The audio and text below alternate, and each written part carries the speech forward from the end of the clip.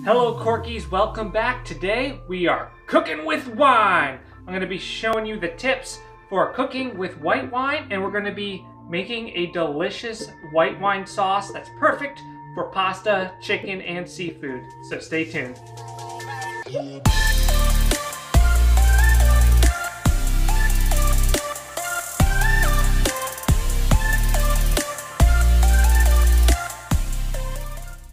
Hello everybody, welcome back to corkandjava.com. I'm Billy, and we all know you're supposed to get joy and fascination from even the little things in life that most people take for granted. So here at Cork and Java, we're here to expand and enrich your experience with all of your favorite beverages through coffee and wine, reviews, and how-tos.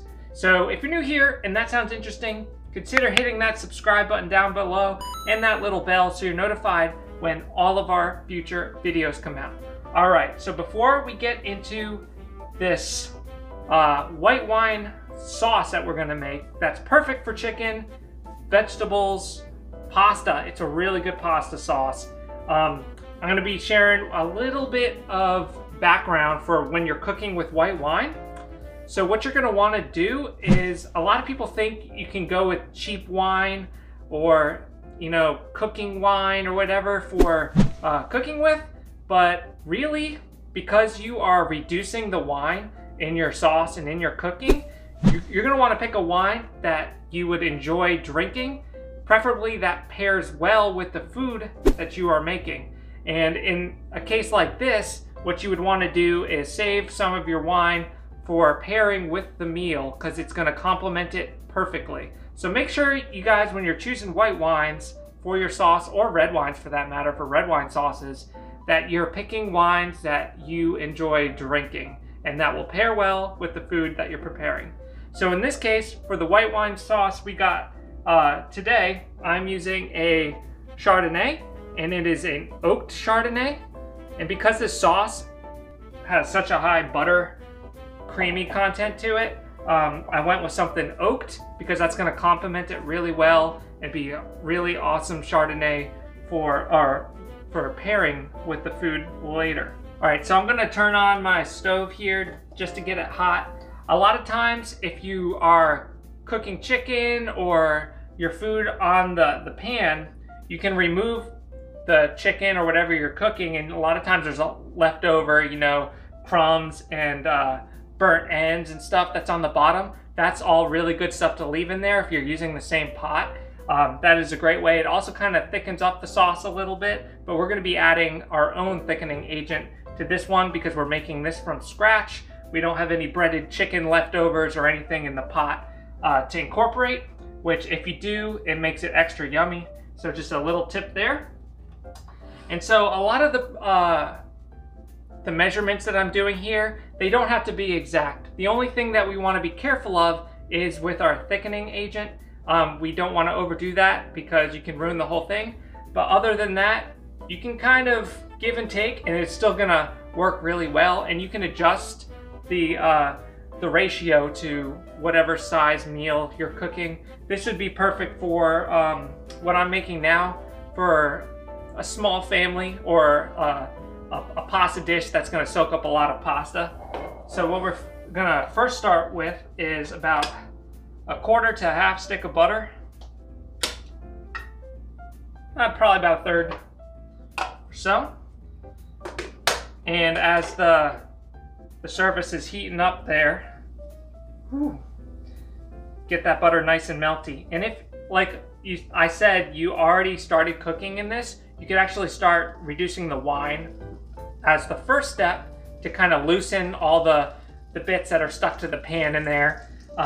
But when you're starting from scratch, you start with the butter, get that a little bit incorporated and a little brown and toasty. And along with the butter, you're gonna do about, this is all pre-minced garlic, and I do about a teaspoon, so this is probably about 3 or 4 cloves of garlic here. Just add that right on top. All right, I got a little spoon here to mix it. Make sure all that butter gets melted. It smells so delicious already. The garlic and the butter really make this sauce wonderful. Now what you're gonna do is add about a cup of your white wine. Like I said, I'm using Chardonnay, but this will work well with pretty much any dry white wine. Even something with a little bit of residual sugar will work just fine. Just note that that will sweeten it up a little bit. And if that's not what you're going for, a Sauvignon Blanc, a Viognier, Pinot Grigio, Riesling, all those are great wines for this sauce. I'm going to turn it down a little bit. And so what we want to do is we're reducing the wine right now. So that is concentrating the flavors, it's burning off the alcohol. We want to reduce it about halfway from where we started. And while we're waiting for that, we can add a little bit of salt.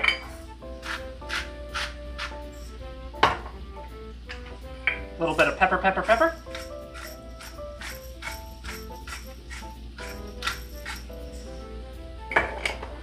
And we can begin making our thickening agent, which you can use flour. Flour is great. I usually use cornstarch for my thickening agents. And if you don't want a thick sauce, you don't have to do this step at all.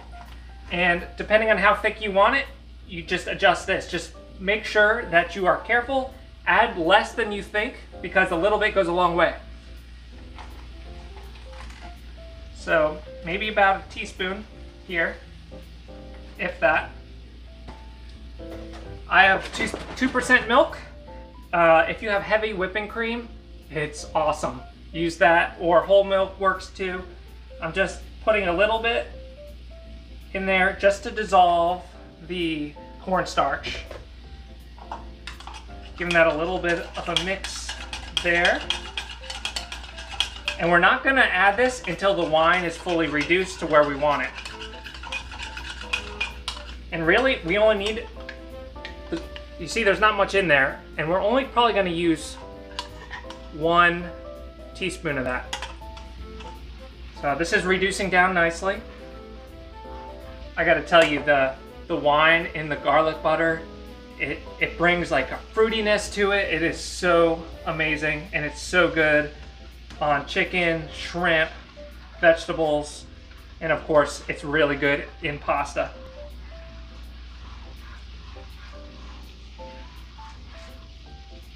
All right, we are about reduced to where I want it. I'm gonna bring it down to medium heat. We were at medium high before.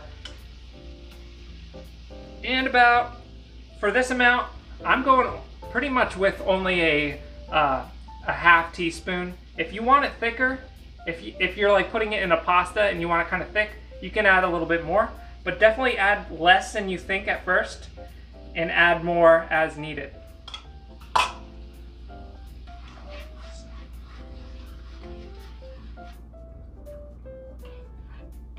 And you can test the consistency just by, just pouring it. I want it a little bit thicker than this, so I'm gonna add the rest of the half a teaspoon.